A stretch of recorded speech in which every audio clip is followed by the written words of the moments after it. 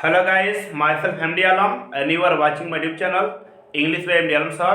Today's topic is very interesting and that is father of English.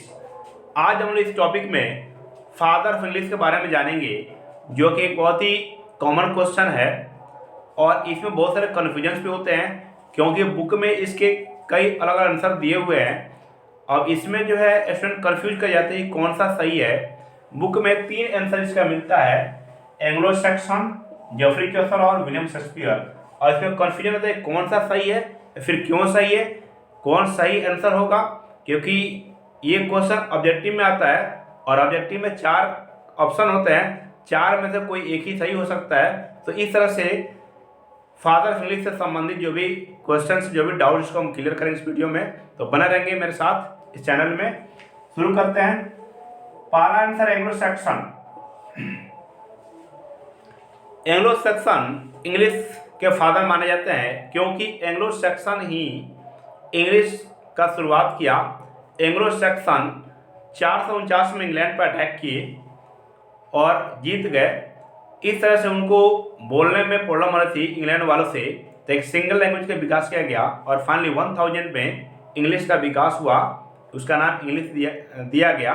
तो इस तरह से इंग्लिश के फादर को हम एंग्लो सैक्सन को मानते हैं। इन सारी चीज़ को पिछले वीडियो में बताया गया है, उसका हेडिंग है हाउ इंग्लिश बिगेन, उसको आप देख लेंगे। नेक्स्ट है जोफ्री चौसर। जोफ्री चौसर को भी इंग्लिश का फादर माना जाता है। इनको इसलिए माना जाता है क्योंकि जोफ्री चौसर ने पहली बार अंग्रेजी भाषा को साहित्य में प्रयोग किया, लिटरेचर में यूज़ किया। जोफ्री चौसर का पहले इंग्लिश एज ए लैंग्वेज था, लेकिन जब जोफ्री चौसर आए तो इन्होंने फर्स्ट टाइम एक लंबा पोएम लिखा जिसका नाम था कैंटरबरी टेल्स, और वहीं से इन्होंने अंग्रेजी भाषा को लिटरेचर में यूज करना शुरू किया, इसलिए इनको अंग्रेजी का फादर माना जाता है। नेक्स्ट है विलियम शेक्सपियर। विलियम शेक्सपियर अपने समय का महान ड्रामाटिस्ट, महान पोएट हुए, इसलिए इनको मॉडर्न इंग्लिश का फादर माना जाता है। मॉडर्न इंग्लिश का father of modern English. Father of modern English William Shakespeare को फादर ऑफ मॉडर्न इंग्लिश माना जाता है। तो इसका क्वेश्चन जो होगा विलियम शेक्सपियर वाला ये अलग रहेगा।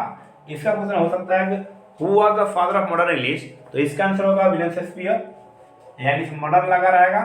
अब यहाँ पे 2 बच गए, 2 में कंफ्यूजन है कि कौन सा सही रहेगा। तो अगर पूछेगा who was father of English, तो इन दोनों में से कोई एक ही ऑप्शन में दिया रहेगा, या तो एंग्लो सैक्सन होगा नहीं तो जोफ्री चौसर होगा। एसटीटी एग्जाम में जोफ्री चौसर ऑप्शन में था, who was father of English में एंग्लो सैक्सन नहीं था। तो या तो ए और बी एंग्लो सैक्सन या फिर जोफ्री चौसर बोथ हो सकता है, या फिर एंग्लो सैक्सन होगा नहीं फिर जोफ्री चौसर होगा, कोई एक ही आएगा, दोनों साथ में नहीं देगा। तो अगर एंग्लो सैक्सन देता है जोफ्री चौसर नहीं तो एंग्लो सैक्सन सही रहेगा, या फिर जोफ्री चौसर देता है एंग्लो सैक्सन नहीं देता है तो फिर यहाँ पे जोफ्री चौसर सही रहेगा, लेकिन कोई एक ही आएगा। इधर से इसमें कंफ्यूज नहीं होना है, तीनों आंसर अपने आप में सही है और तीनों आंसर 3 तरह से सही है, तीनों का अपना अलग अलग कंडीशन है।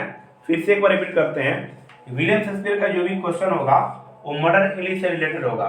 इसका क्वेश्चन होगा who was the father of modern English, तब वहाँ पे आंसर हम लिखेंगे विलियम शेक्सपियर सही रहेगा। लेकिन अगर आता है कि who was father of English, तो वहाँ पे 2 कंडीशन बनते हैं, एंग्लो सैक्सन और जोफ्री चौसर। तो या तो ए और बी या फिर बी और सी ऐसे करके बोथ हो जाएगा, एंग्लो सैक्सन एंड जोफ्री चौसर, और नहीं अगर सिंगल आंसर दिया हुआ है तो कोई एक ही ऑप्शन में रहेगा, एंग्लो सैक्सन होगा नहीं तो जोफ्री चौसर होगा। अक्सर जोफ्री चौसर को ऑप्शन देता है, तो इसको हम सही मानेंगे, इसको हम टिक लाएंगे। तो इस तरह से हम इंग्लिश के फादर से संबंधित जो भी डाउट है इसको हमने क्लियर किया। So I think it's a very helpful video for you. So thank you, that's all.